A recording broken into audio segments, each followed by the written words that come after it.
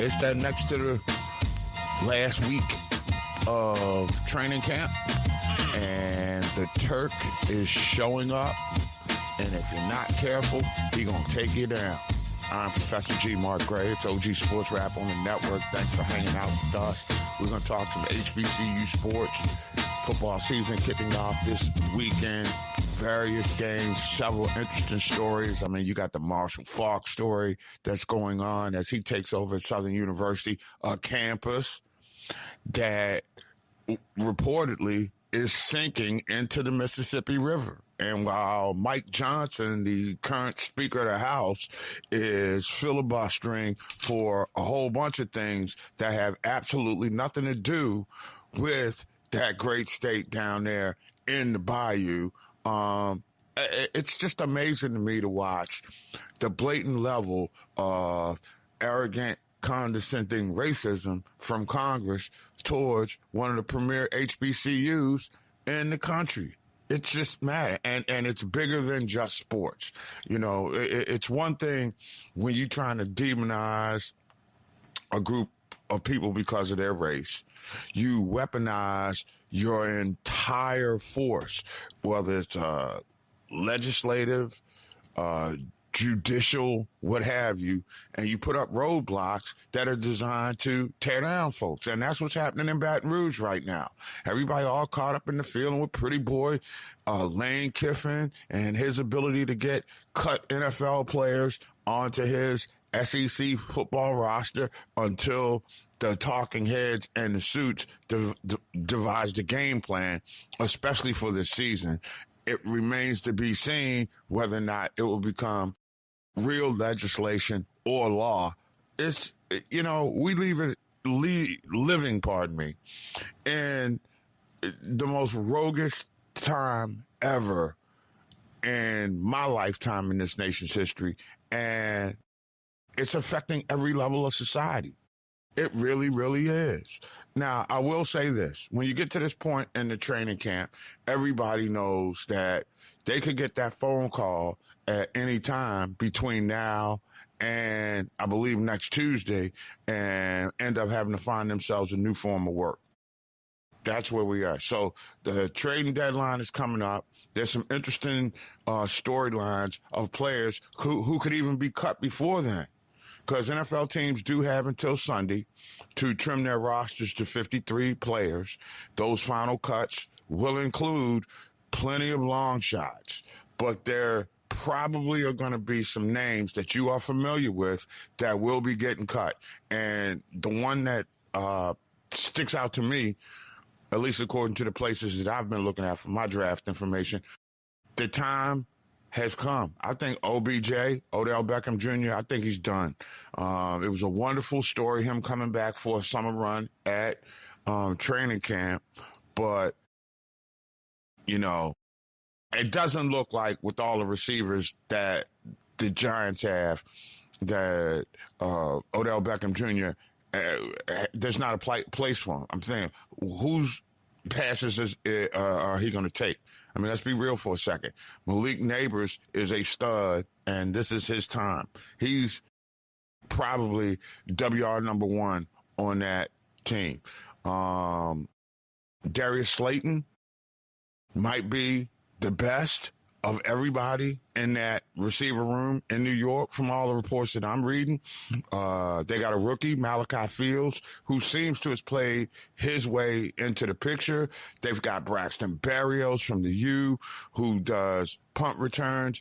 That's something that Beckham ain't going to do at 33 years old. So to me, about the only thing that works in OBJ's favor right now is the fact that there was an injury, a knee injury that is, and Calvin Austin III, a receiver, had to be taken off on a cart.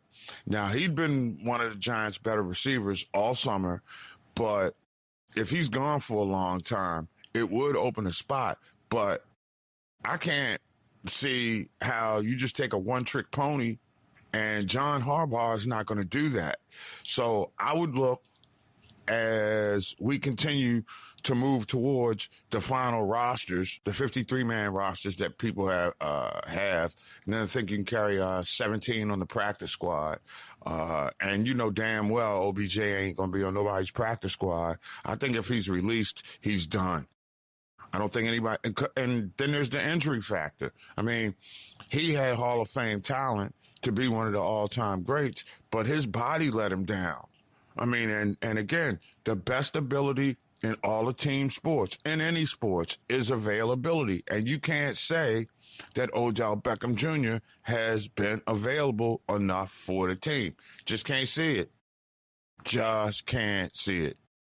Seriously. And then on the other side of New York, there's this receiver, Tim Patrick, who once looked like a player that Denver could build around. He had, a couple seasons where he had more than 700 yards.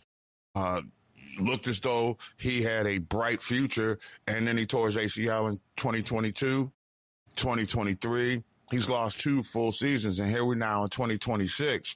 The Jets take a chance on a guy, giving a 32-year-old receiver a 1-year contract, and I tell you what, size counts for everything. This is a 6'5" receiver who does work the middle of the field and gives a quarterback a large target near the goal line, but is it really enough? So if you're the Jets and you got to make a splash, you got Garrett Wilson as the number 1 receiver, Adonai Mitchell and rookies Omar Cooper and Isaiah Williams.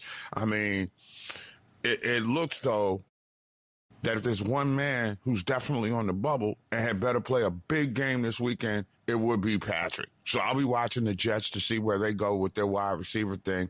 And I'll be looking at the other cuts, too. And there's another one that is going to be interesting to watch with the Raiders.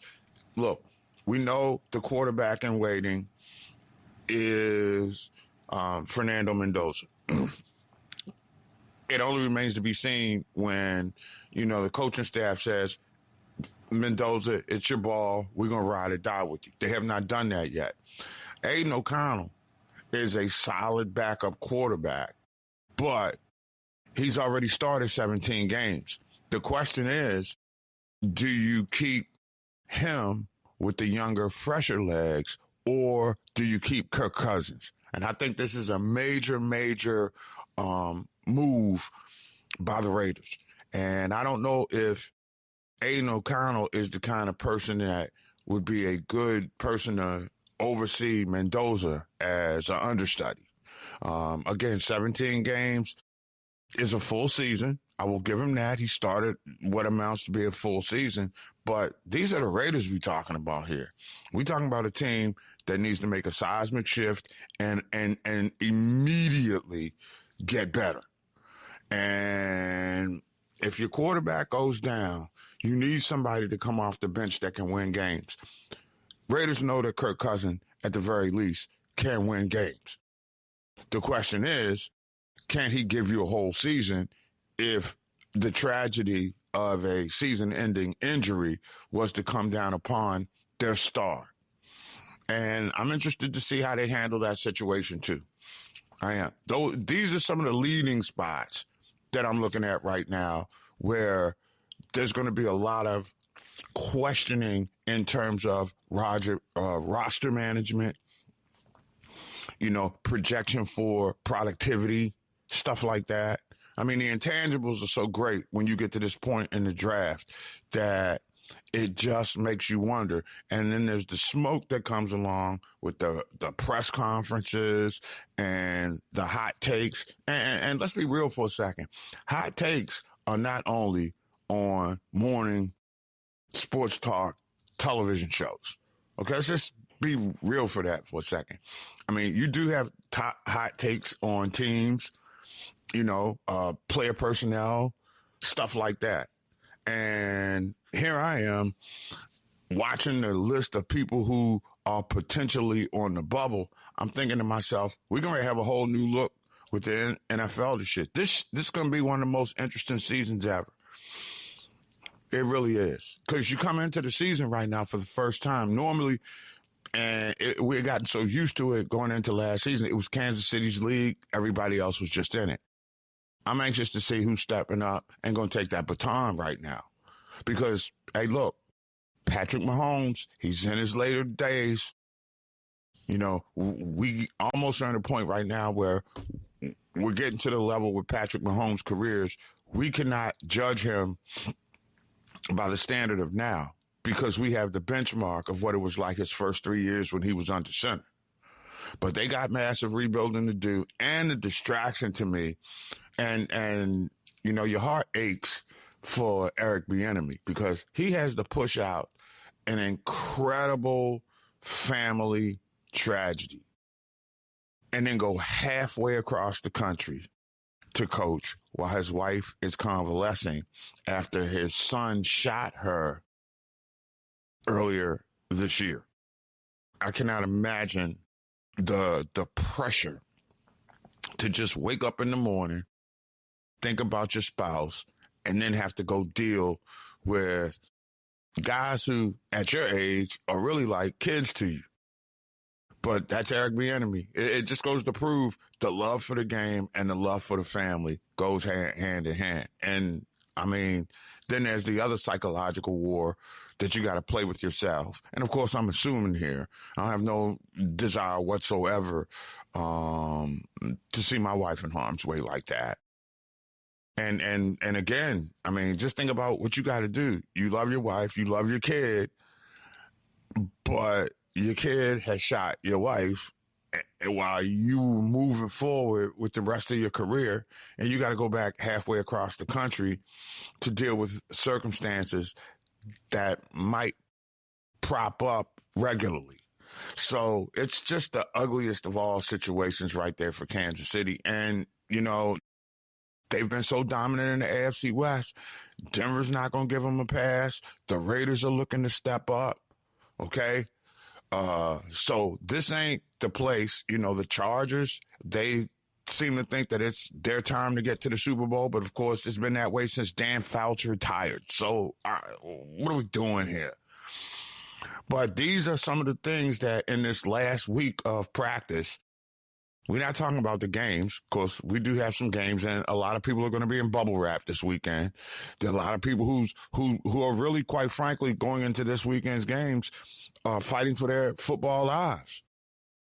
You know, which brings us to the place that I went yesterday, thinking that the solution to the drama between the NFL and college and the absence of regulation by the feds or whomever.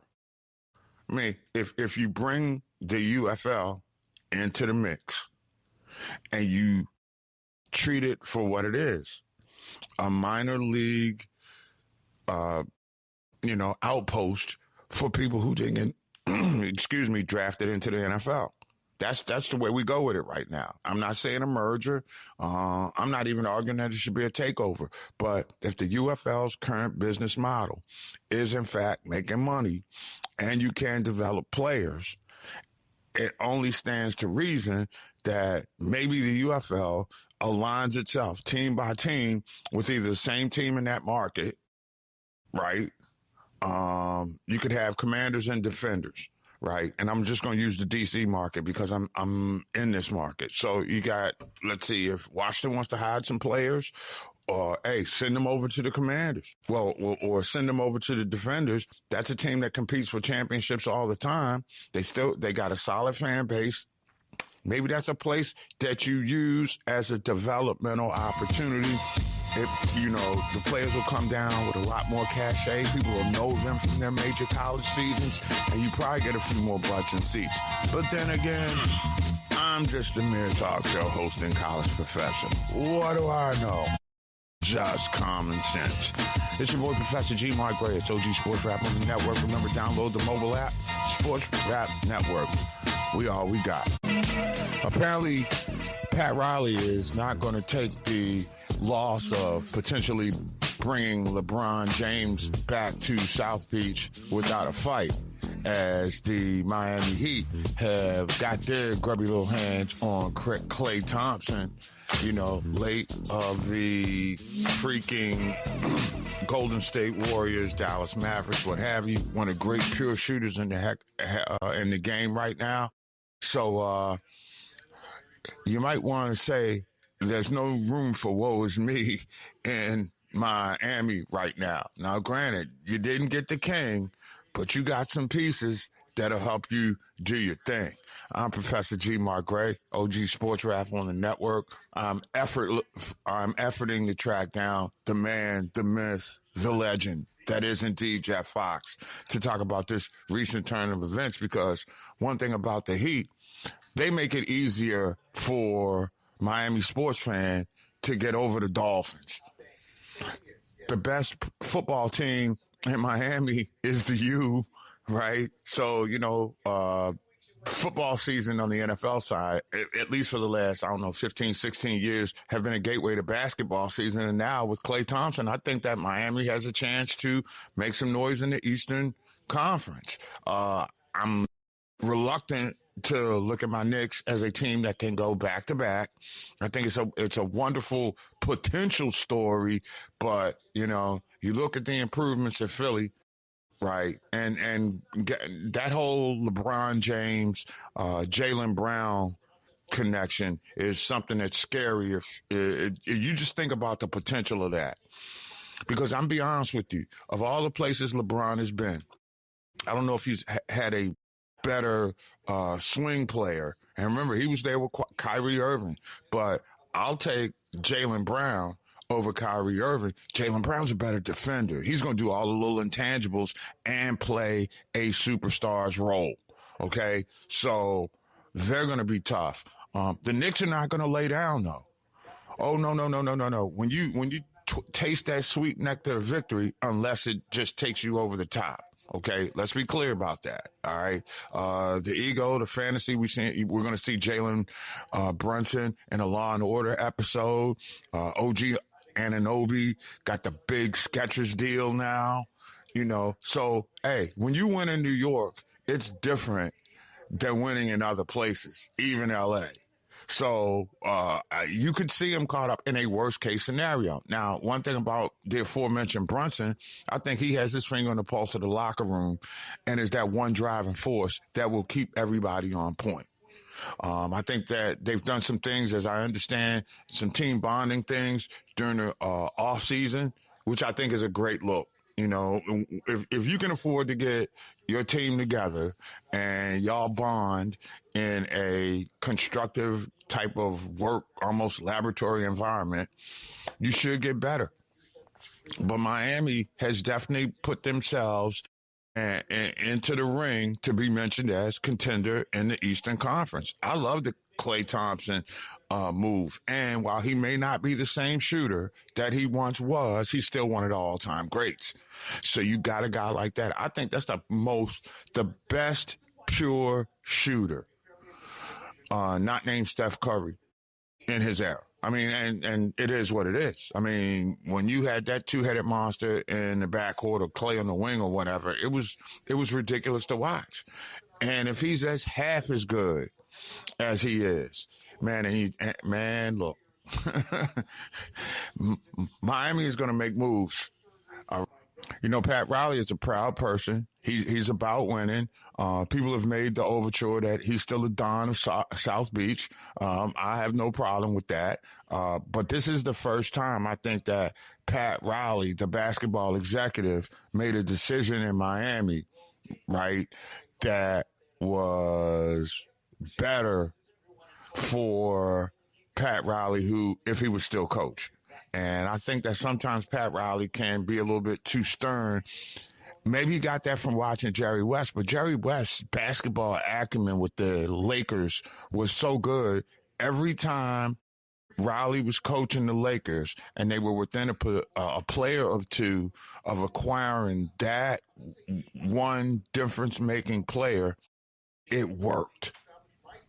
The pickup of Michael Thompson, Klay Thompson's dad, while they were making a championship run one year, was huge.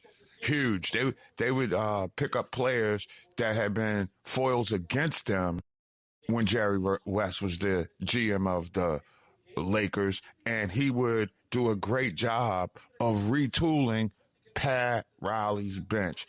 Pat Riley hadn't done that for Eric Spoelstra.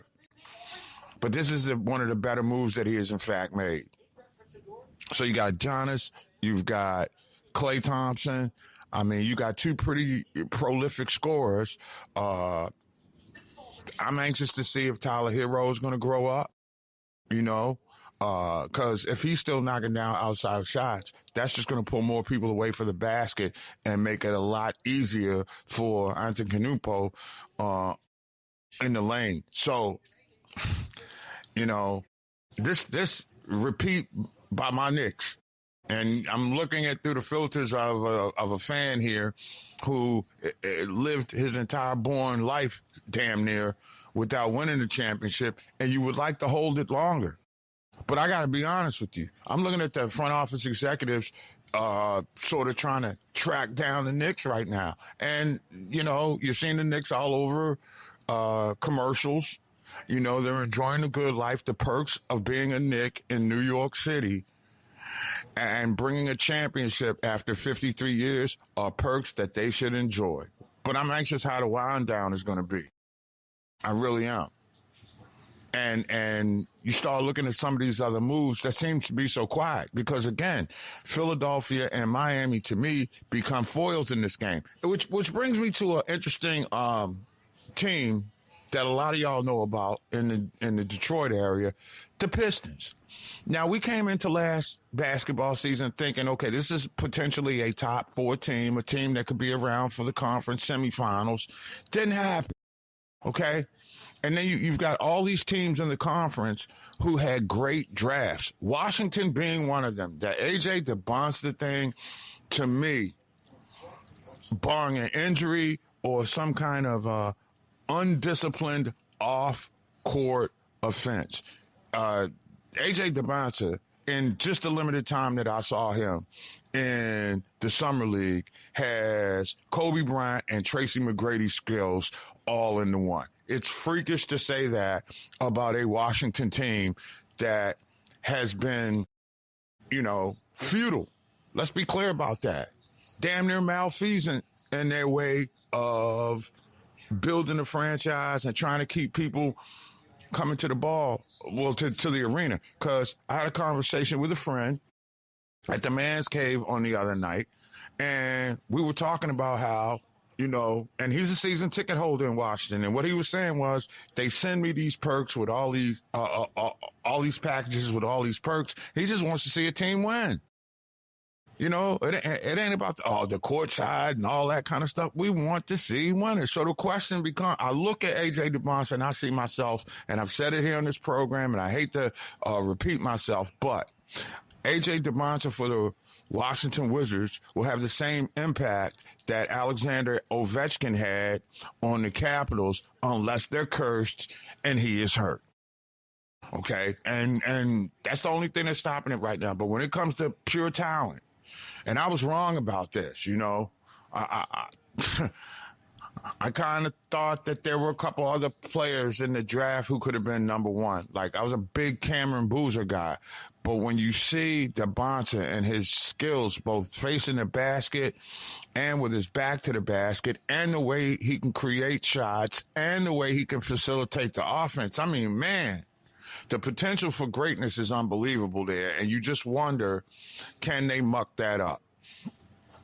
I'm anxious to see it. I really am. But we got a ton of stuff to get to between now and hoop season, right? But as you count down, and now's the time to start projecting for the NBA, because the NFL is here to start.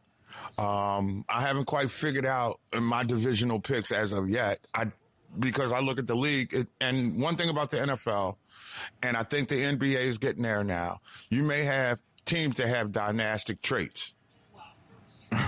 Okay?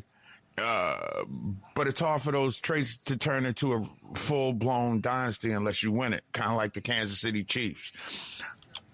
In this NBA and the way things that is happening, I can't necessarily see it happening that way. Maybe it's me, I just don't see it happening, and maybe I'm that paranoid fan, but I just don't know if there can be a repeat. That's crazy. That's absolutely crazy, but that's where we are here.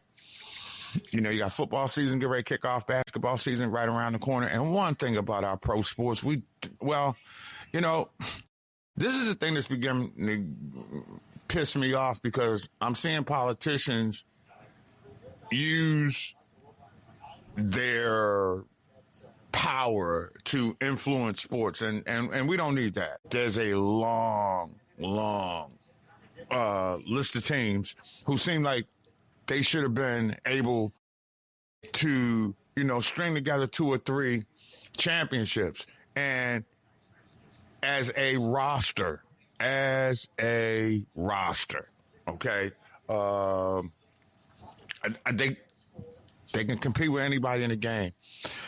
But you got to have some intangibles to help you go back to back. And I think the Dodgers are running in that situation right now as a team that's trying to go for a three-peat. Now, it's also not helping that, you know, you got players that are dropping like flies in Dodger blue. And the same thing could happen with the Knicks come this football season. I don't know. And maybe, again, you try to – the difficult thing about this business is that when you have legitimate passion for a team and you want them to win, and then you have to cover them and they stink or they come up short. And I don't know this basketball season plays out. But I think Adam Silver has enough parity in the league to where he can keep the Knicks fan base, and they don't ever seem to go anywhere. They don't. So they're going to be there with their team, ride or die. And if they don't get off to a fast start, it'll make for great fodder for talk radio shows in New York. Great columnists will come out and bash how fluky last year was. So we can all see how it's kind of working out here as we head towards hoop time in the district and around the country. So that's where we are. And the NBA in about, 4-6 weeks, we'll be going into training camp.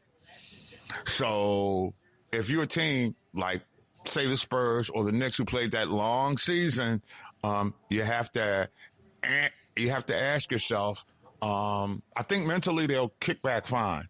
The trick is coming down off of the high of being a champion and the perks that go with New York, right? That's where we are. That is exactly where we are with hoop season coming up, and he'll be here before you know it. So that moment, and we'll have that time where you'll probably have NFL. The NFL is going to kick off. You'll have college football. You'll have the WNBA championship, right? The finals. All that'll be going on. And I really think the league got to do something better than that. I don't like the women's finals or the WNBA opposite football season. You can't win. You simply cannot win. College football rocks Saturdays. And Sundays is all about the NFL. I don't know how you get around that, but I would like to see the ladies WNBA championship series get that kind of undivided attention that the men's finals get, but I don't know if it's logistically going to work because of the scheduling of the 2 seasons. But, you know, you deal with it and you move forward. I'm Professor G. Mark Gray. It is OG Sports Rap on the network. Download that mobile app, Sports Rap Network. We all we got. My boy Lou Williams joins us right now from the Black College Sports page, and it is about time to kick off the long-awaited, never duplicated 2026 HBCU football season. And as we go into the season, Luke, interesting stories all the way around. But I'm going to start with one that may come out of left field for Southern University.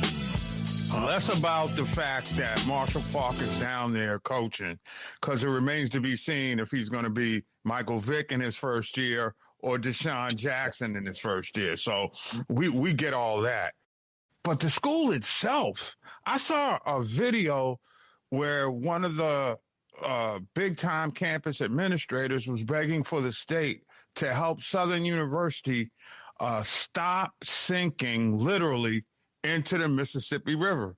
Has anybody down there made any overtures about the sake of the campus even before we get to football season. Well, interesting you say that, because I did see that story. I saw the headline about it, about how much, they're on, as they say, on the bluff, so to speak. Have you done a game? Have you done a game at Southern? Yes, I have. Several. Yeah, it's on the bluff, and it's right on the edge of the water. And this story was about how much land they were losing over some period of time. I don't know if it was a geological survey or whatnot, but I did see that story. I don't know any details about it, but I knew that they had asked the state to do something to try to prevent it.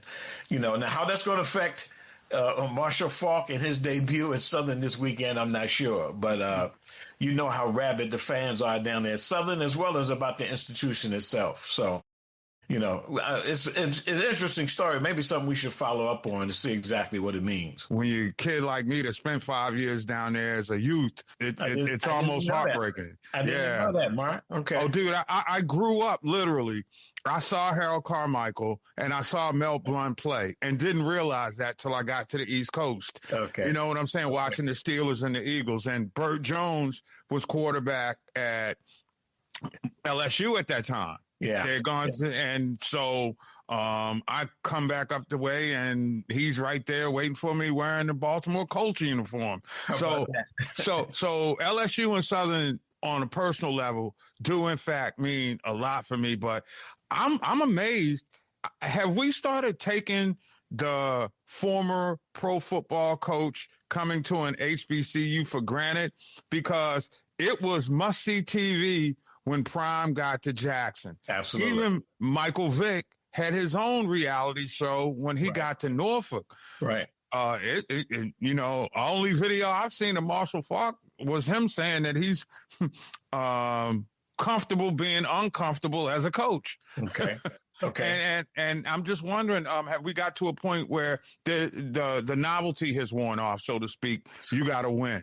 Well, on the SWAC football media teleconference on Monday, I actually asked Marshall Faulk about that. I asked him, I said, what's the talk amongst NFL players, ex-NFL players, veterans who have retired?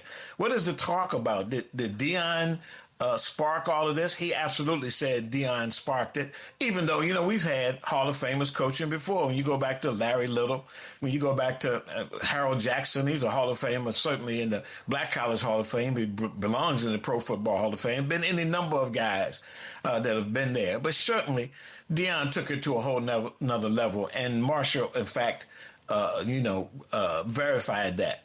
But his debut at Southern, along with others that are NFL veterans, even Quinn Gray, who left Albany State to go to his alma mater, Florida A&M. And we know Ted White, these quarterbacks coming back to their schools, Ted White, Torrey Woodbury at Winston-Salem State, Ted White, all these guys are debuting this weekend. So, yeah, I think it's very much, the novelty kind of has worn off. As a matter of fact, I'd say right now, when an opening comes, we're expecting an NFL player to step up. We've talked about the linebacker from the Baltimore Ravens. What's his name? With the dance when he comes in, Ray Lewis. Oh, Ray Lewis? His name was out there.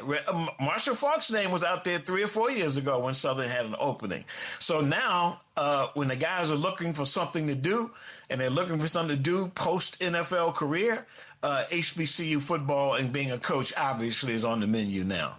Now, and as we continue with Luke Williams from the Black College Sports page, as we count down the kickoff of Black College Football 2026, a lot of people talk about the big-time names, but last I checked, it was Prairie View that was holding the trophy right now. That's right. And if you're in that space, I think you kind of like where you are as Prairie View. You got the resources. You have a very commanding, smart athletic director, and you got a coach that may not have the NFL cachet, but we've seen he can X and O and put people into a position behind him. And I would love to be him coming into the season almost with no pressure, having to defend the championship. I don't think it's going to be easy to wrest that title away from the Panthers. Well, several things. He was on the SWAC football teleconference as well Monday. You know, they've been starting the season with Texas Southern, which he says he hates because it's a conference game and a rival to start the season. He said those rivalries belong at the end of the season. But they're opening Saturday. When we get into actually who's playing Saturday, they're opening Saturday with the number 5 team in preseason FCS football. That's Tarleton State down in Stephenville, Texas. And listen, this is exactly what Tremaine Jackson, the head coach of Prairie View A&M, wants. He wants Prairie View to be a national team that's playing against the best in the FCS, and you couldn't ask for a better opening for him to go down. Listen, he says, you said he can X and O. He can also recruit. He's got 70 new players after winning the SWAC West Championship in his first year. And keep in mind, this is the guy who at Valdosta State, the last 2 years of Valdosta State, was the number 1 team in the nation, went to the championship game. His second year, he went to the championship game, lost to Ferris State with that quarterback who's now down at Ole Miss, Trinidad Chambliss. So he is asking for the challenge, and he's getting it. So that's one of the big games to watch this Saturday when they play Tarleton State down in Stephenville, Texas. That should be a tone-setting game. Absolutely. Certainly for Prairie View. And again, they're not going to go down there and blink. They going down there to man up, man. Look, he's a different kind of guy, man. Yeah, and he doesn't mind telling you that. You know, in the media day, he was saying like, I'm not like most folks. I like most coaches. I like to do this. I like to do that. He's a guy to watch, to keep your eye on. He's a guy, I wouldn't be surprised, tell you, Mark, if he doesn't stay at Prairie View very long and somebody on the upper level and the Power 4, the BCS would try to grab him. The way they snatched Eddie George as soon as he got some success down at Tennessee State. I'm a little shocked that Eddie Robinson Jr. hasn't gotten a call with his NFL cachet as well. But absolutely, it's funny how what was once the cradle of players in Black college is now the cradle of coaches right, with NFL experience. It's an amazing story to watch. And listen, you mentioned Marshall Faulk. That's I guess I would almost call it my game of the week, even though there are plenty games to watch this week. And listen, I just realized when I was doing my schedule today, of the 28 games that are kicking off the season, 26 of them are either on television or can be streamed. This is a new day, Mark. I remember, when you would try to find maybe two games that you could see on TV. There's no internet during that time. Now, almost every game is either being streamed on one network or another, or the ESPN Plus of the world are out there. The Flow College sports are out there, so that every game you can sit home. And I'm not encouraging you to sit home because no, not at all. Because you may not get the whole band show. You got to get the whole experience. but it's amazing that these many games, if you can keep up with games, see games in person, see guys. I'm personally going to Birmingham this Saturday to see Marshall Faulk's debut at Southern and the debut of Andrew Body, I think the most talked about player in Black college football, coming back to Alabama State. That is Luke Williams, the guru of Black college football. Check out his work at the Black College Sports page on a computer, smartphone, tablet, however you get your HBCU knowledge on. We're there. And keep in mind, we just started a website, BC Spin, Black College Sports Page Information Network, bcspin.net. So catch me there as well. All right. So you know where it is. There's no excuse. We're going to be putting it in your face for the next 10 to 12 weeks. So, No, there's no excuses, boys and girls. None whatsoever. All right. Lute, I want to shift gears, talk a little bit of REACT action coming up because, again, the two spotlights seem to be on Deshaun Jackson, who you talked about what Tremaine Jackson was doing down at Prairie View A&M. Mm-hmm. Deshaun Jackson, and it's amazing to me how he has created a thing at Delaware State. And in order to recruit kids these days, it's got to be a thing. Yeah. And he's pulled that off. I don't think I ever thought that there would be anybody that could. You could win there like we saw with Bill Collick. Yeah. But they've got, games in Philly They got their own traveling road show now. How about that? From back to back 1-11 seasons to in 1 year, he has completely flipped the script for the Hornets of Delaware State. They're opening at Stony Brook. They're actually opening at home against Stony Brook on Thursday at 6 p.m. And the thing I love about Deshaun Jackson is if you hear him talk, there's as much as he was a kind of outlier as a player, he was kind of a little different. He is like straight up and down as a coach. The guy who was the biggest deep threat in the NFL had the number one running attack in all of FCS last year and lost both of those running backs who both got close to 1,000 yards. Both of them went to FBS. One went to Arizona State. One went to New Mexico State. So he's coming back this year, and he says right now he doesn't really know what. He said he didn't really find out till halfway during the season last year how much of a running back and how talented a running back duo he had. So he said, I don't know exactly. Don't expect us to rush for 400 yards like we did last year.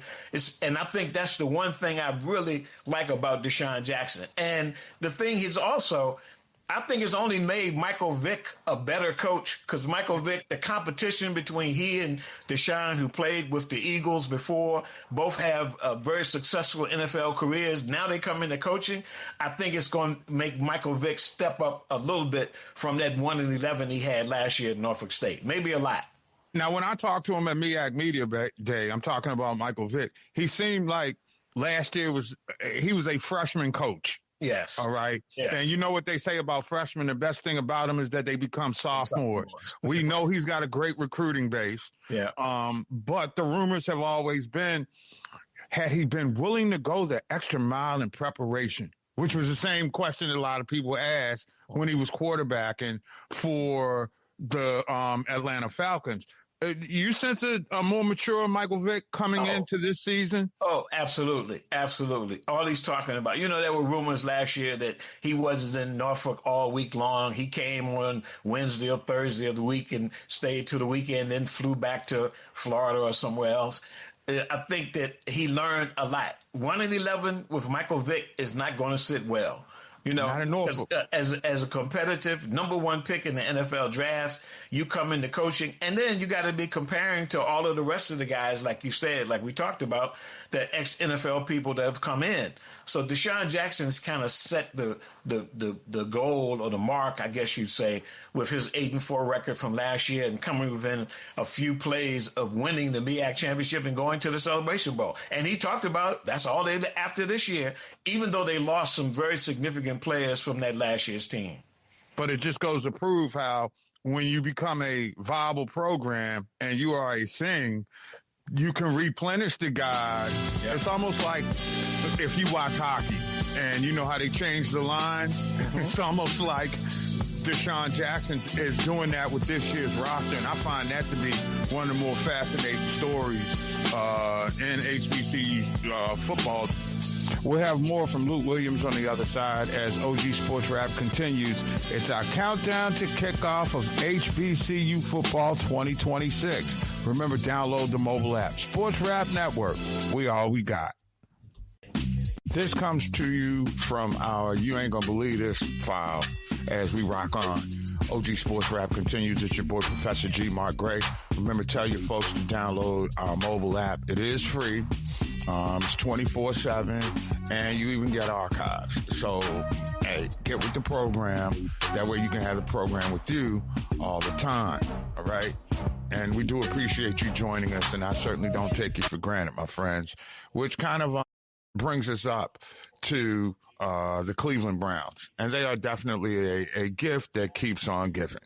Whether it's front office shenanigans, which have them at the bottom of the division, whether it's underachieving performances by quarterbacks and their legal battles. Now you've got the Cleveland fan base united.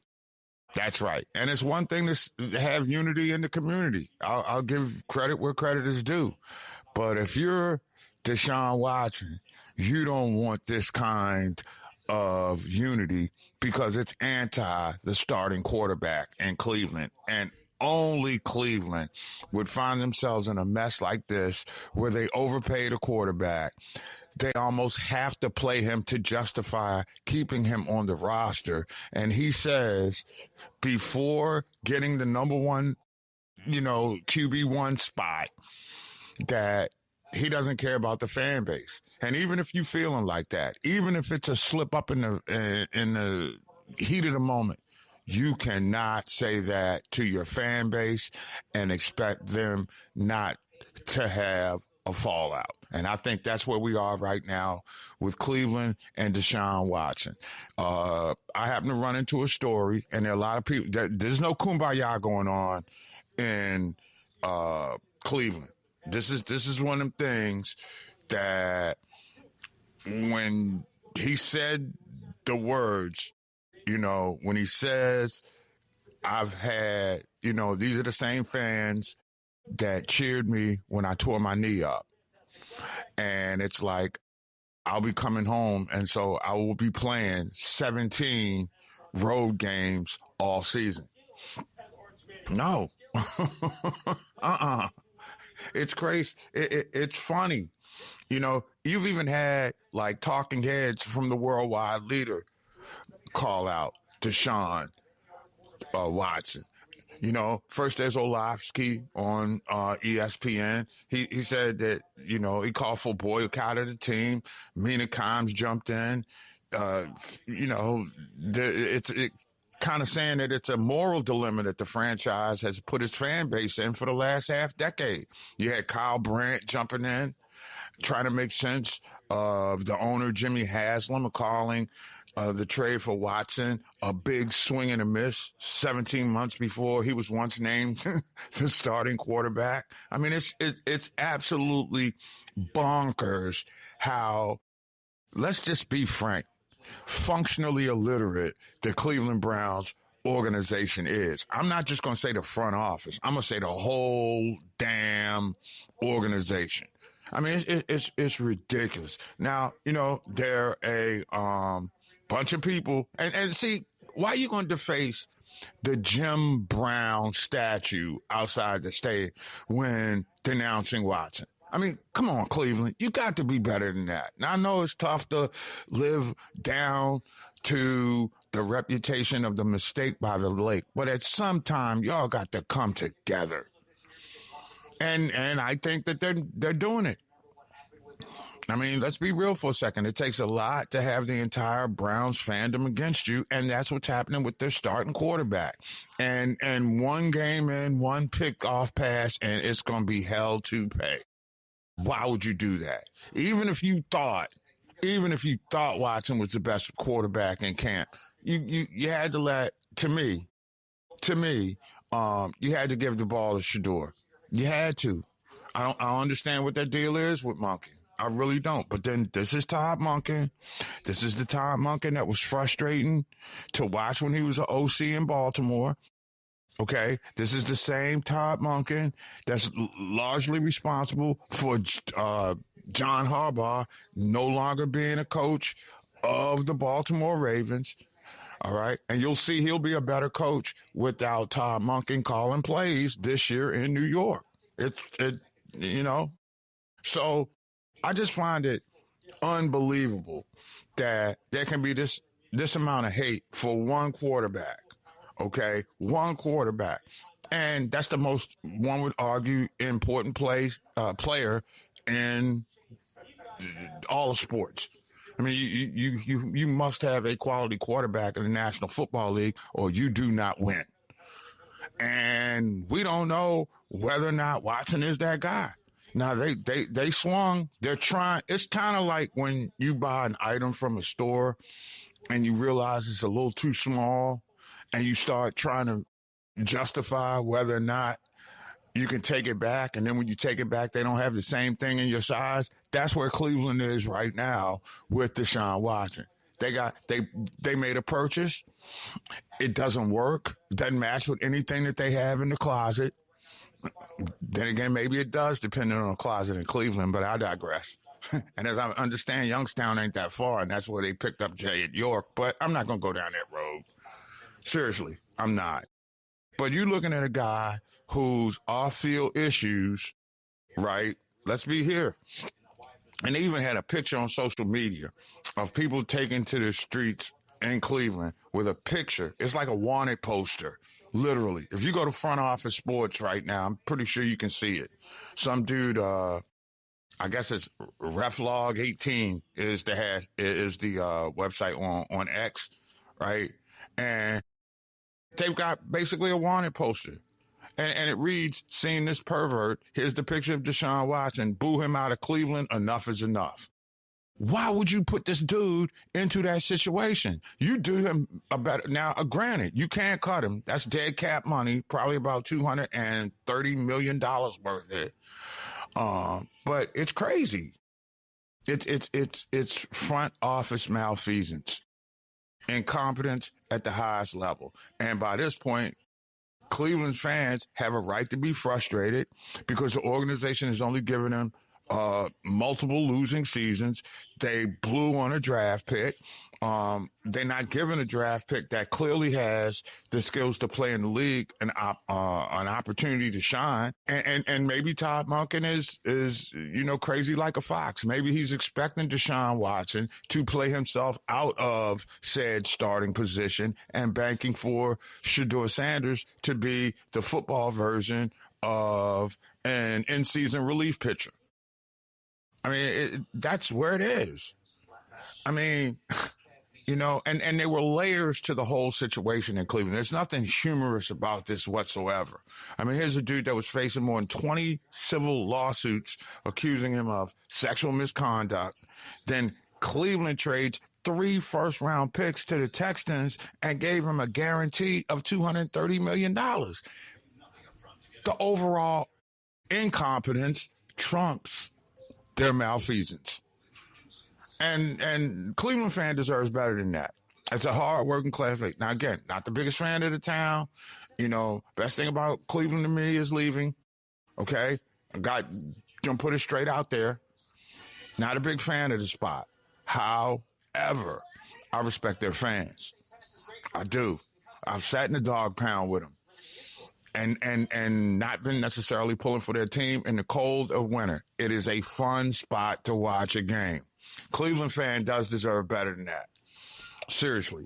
And this is a comedy right now. This is some slapstick. It's almost as though the writers from Saturday Night Live are running the Cleveland Browns organization. I mean, one joke after another joke after another joke after another joke. I mean, they've just been joking around for so long. They the Comedy Central of professional sports. I mean, really. Cleveland runs its damn front office. Well, I ain't going to diss Jon Stewart's show because his show makes sense. But Cleveland doesn't. They'll bring Josh Johnson on. He'll do a great job on Comedy Central. Cleveland cannot fix the joke. And that's what it is. It's a joke right now. And this is one of the storied franchises in the NFL, despite itself. But when people are taking, license to deface a Jim Brown statue, that says a lot, because Jim Brown is revered in Cleveland. Everybody, old school, the old school heads, the boomers before us Gen Xers who got a chance to watch that man play. Hey, man, he's probably the most beloved athlete in Cleveland sports history. He really is. And that's a shame because, Larry Doby was the second man to integrate Major League Baseball, all right? And he was a Cleveland Indian at that time. So I'm looking at a passionate fan base who's ready to ride or die for a team. You've got an organization that's either clueless or doesn't give a damn about their front office, and you give the football, the quarterback. This is the guy that's the face of your franchise by default. That's like the shop steward or the foreman in a factory. He runs the show. He got the pulse of the locker. He got the pulse of the huddle. He's the guy that they hang their hat on that's supposed to win. And this is the guy you roll with. It makes no sense, y'all. It just doesn't make any sense. So I can't. I just can't figure it out. And they once again will be a story for about the first month of the season. And then if they don't get off well, then they become that same joke again. The fans, the bags, all that kind of stuff back in the flow. I mean, I can't think of another team that has disappointed its fan base more, save for the Atlanta Falcons. And I spent 10 years covering and watching that team, and I saw how basically, because they used to look before Arthur Blank bought the team, the people that ran the Smith family, Rankin Smith bunch, they used to call them Team Clampett, as in the Beverly Hillbillies. That's how whack they was. Well, I'm going to tell you right now, Team Clampett right now is the Cleveland front office. It's ridiculous. You know, and I hate to be piling on, but everybody knows this. You and I all know this. I've never seen anything like this. And I've been around some very incompetent and damn near malfeasant organizations that I've covered. Back to the dysfunctional Falcons under Jerry Glanville, right? The Michael Jordan-led Wizards, the Orioles. I mean, it's just, and they've trumped them all. That is the craziest thing to me. That is just absolutely amazing that you can be this bad for this long and not figure out any way or bring anybody in who can win. And I think that sometimes there are organizations that are just predisposed to being a failure. And that's what the Cleveland Browns are. And good. I think if the NFL really would take a dose of truth serum, they would want Cleveland to be one of their better franchises, because Cleveland could be to the AFC what Green Bay was to the NFC in the days of Brett Favre. But again, they had Brett Favre. They had the quarterback of life. They had that dude who was the alpha male who was kicking ass and taking names.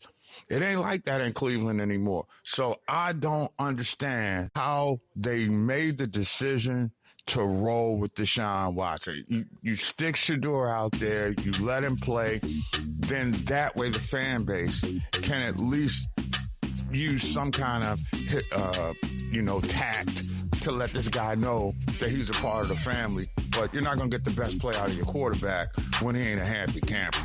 I'm Professor G. Mark Gray. I'm always a happy camper. It's OG Sports Rap on the network. Remember, download the mobile app, Sports Rap Network. We all we got. As we tag up and head for home, this is our last call. So, no more drinks after this one. No more shots. How about that?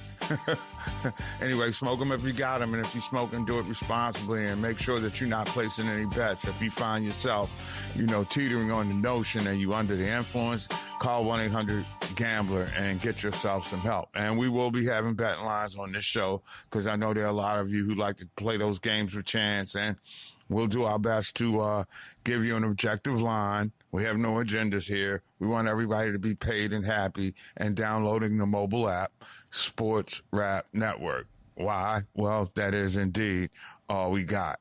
And interesting news coming out of the NFL. And I am that dude that the more and more I see it, the more and more I hate it.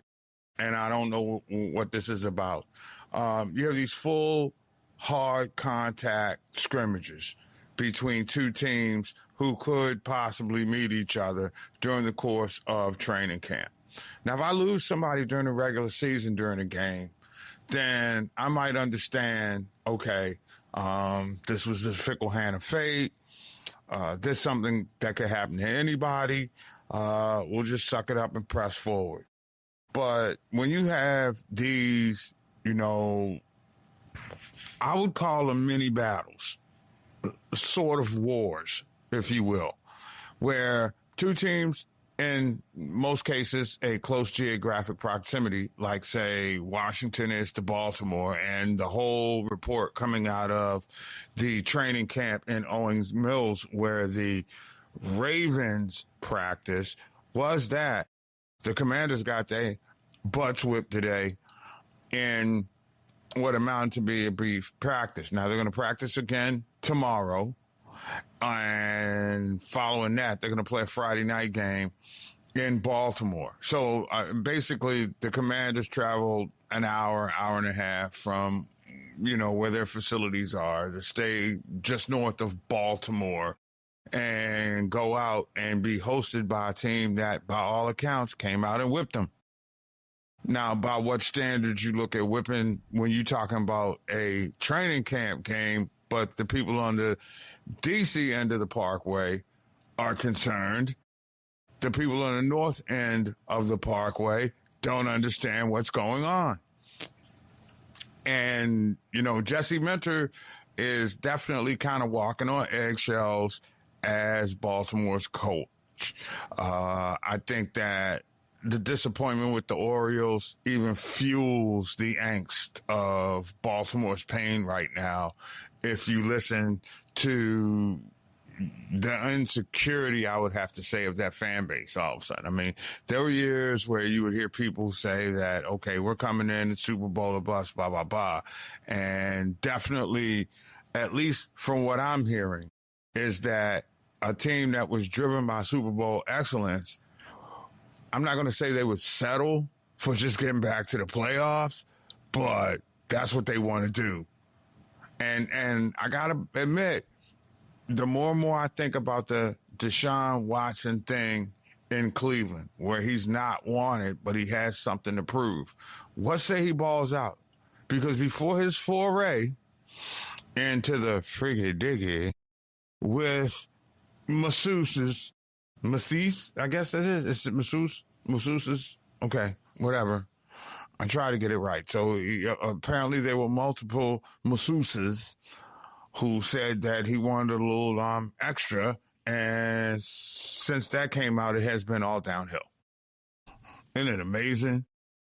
Mike Vrabel cheats on his wife, is caught with a national beat writer. He gets to coach again. Deshaun Watson, pardon me, is still being booed, vociferously by people in his hometown. So that's just, sometimes coaches do things that just don't make any sense. And I think this is one of those things where Todd Monken is going to look back when he's maybe a college coordinator again. Maybe he finally gets his college head coaching chops from somebody who look at him as a guy that was a national championship winning college football coordinator. They may give him a run up the flagpole, but he's tone deaf. The Browns organization is tone deaf, and it just remains to be seen who is the most competent at winning that division. And it really comes down to me, Cincinnati and Baltimore, but I don't know what to expect out of Baltimore. And Cincinnati, well, they still the Bengals. So how do you handicap that? I can't see Pittsburgh being a factor, but wouldn't it say something about Mike McCarthy if you could take the Steelers from outside the playoffs to inside the playoffs? I mean, it's a difference probably about 2 or 3 games on the overall schedule that kept them out last year. I mean, so let's just be honest about a few things. It's mass craziness in the AFC North, period, point blank, in the sentence. Now, there's a whole bunch of madness that's going on around the NFL, pardon me. And I want to talk for a second about this targeting thing. And you may have heard a lot about it, that, the NFL is getting a little bit more strict with their targeting rules. And you got to, when it comes to targeting, and this is the thing that I hate, because there's targeting on every play in the NFL. I just want to put that out there for what it's worth. I mean, you targeting. Now, coaches will teach linebackers to target the number so that they can hit somebody in the chest and drill them to the ground. That's old school football. All right, but who's to say right now, if you lead with your helmet, that it's not a penalty in the game that we watch because it's brutal, right? And again, I don't want to see dudes sacrifice their lives, but they are making a commitment to football. I mean, you don't have to be committed to that game. Now, does that game bring you great reverence and, generational wealth? Okay. But sometimes that qualifies into when you're making a deal with the devil. Just be understanding. Hey, I'm not judging, but I think that's where we are as we get back around to the subject at hand, which is targeting. Targeting can be defined by, helmet to helmet, helmet to chest, leading with your head, all that kind of stuff. And then it invariably is adjudicated by the replay. So the on-field guy has to make a call. The replay has to substantiate said call. And then we're looking at the potential for suspensions and fines on what normally we would have called back in the day a bang play. These guys move too fast. I don't understand how you implement a punitive damage to a team when we're talking about aggressive football play. You watch football for aggressive play, don't you? I mean, I don't see anybody get hurt. Lord knows I don't want to live through another Darryl Stingley moment. And you young people, he was a New England Patriots wide receiver. You need to Google Darryl Stingley, okay? It was just one of the great tragedies in American sport. Dude in a preseason game breaks his neck and is paralyzed for the rest of his life. We don't want to see that. That's not football that we're talking about. But this notion that you're just going to start fining players, and my whole thing is, what do you do with the money? Are you saying it's charity or something? I mean, come on. That's the thing that questions me. And guys are making so much money right now that the loss of financial income isn't as big as the lost time on a field. And when you start taking players off the field for bang plays that, quote, rise to the level, that's the thing that gets me. These are quick plays. After going to review, you want to see an official come out and say it rises to the criteria of targeting. Now, this guy was not doing anything but making a play on the ball, perhaps, and helmets collide. But that's the way they bring it out to him, right? Spit it out. Hey, you're targeting. Helmet-to-helmet contact. You can't lead with your head. Really. And guys are still getting out with ALS and all other kind of injuries. So I don't think the NFL is a dirty game. Something I have come to realize in my older days that the NFL is not a physical sport. It's a collision sport. I mean, these dudes are running around, some of them upwards of 20 miles an hour, delivering blows to other human beings who are probably running about that fast. And it leads to bad accidents, 60 to 75 times a game. But you want to pull out targeting? Targeting, by its definition, would say to me that you're going out there and looking at the ways that the great Oakland Raiders played back in the day. When you had George Atkinson and the boys back there creating their own bounty. Yeah, you should read the history of the Raiders, especially you young people, because you don't understand why that's such an iconic team. They may lose the game, but they would beat your ass. Okay? And as one who had his team get their ass beat in the Super Bowl by the Raiders and Tom Flores leading the troop, I've seen it with my own eyes. Okay? And a lot of these rules date back to how they played the game. But this is a new world order. I don't know how you get guys are like the $6 Million Man. Everybody is Lee Majors right now. Or what was his name in character? Steve Austin. Everybody, they're better than they were before. Better. They run faster, jump higher, lift weights stronger. That's where we are with football right now. And you want to implement targeting? Come on, man. Who y'all kidding? Hey, if you're going to call as many targeting fouls as you can under this new rule, we can't have football anymore. Okay? Let's be 100% clear about that. If that's the case, you wouldn't have no Dick Buckets. You wouldn't have a damn Ray Lewis.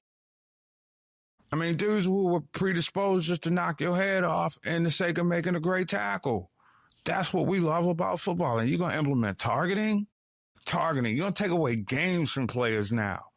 So let's get this straight. Somebody makes a good, hard, physical play. It rises to the level of targeting. You have to think about when you're tackling somebody, is my hit going to rise to the level of targeting? No, you're going to think about putting your helmet in between the numbers. That's what happens. Come on, man. This is a money grab at the highest level. And I'm sorry. I don't see how the Players Association doesn't see it. I don't see how the former players don't see it. I don't see how somebody who played defense just doesn't come out. You got very eloquent minds who play defense who should be seeing it that way. Where's a guy like Herman Edwards or Louis Riddick? These was all defensive backs, man. How would they play their position right now under the umbrella of, ticky-tack fouls and targeting, which in most instances are hard physical hits? That's what it was. I mean, just mess up the game that's perfect as it is. It's physical. There are things about that physicality that fans don't like. Hell, we don't want to see anybody lying on the field with a ruptured spleen. Then again, if you're a Commanders fan, anybody from Dallas that ruptures their spleen is all right with me, but I digress. Still, all right, we want physical football, and we don't want to see our favorite players booted out of the game for some technical bull, and if you are going to find players in NFL, how about this? Take the money that you find in the players for targeting, which is hard physical play, and then you put it into a fund to make sure that the people who are, damaged for life by this game, which has made so many rich people billionaires on end. Maybe you should create a fund to take care of those players. That would be the right thing to do. Then you can target anybody you want, if you ask me. That's going to close the book this evening on OG Sports Rap. Thanks for hanging out with your boy, Professor G.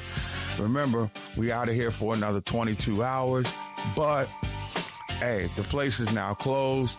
I'll see you same bad time, same bad channel tomorrow. It's OG Sports Rap. On the network, I'm Professor G. Holla at your boy tomorrow. And remember, download that mobile app. We all we got.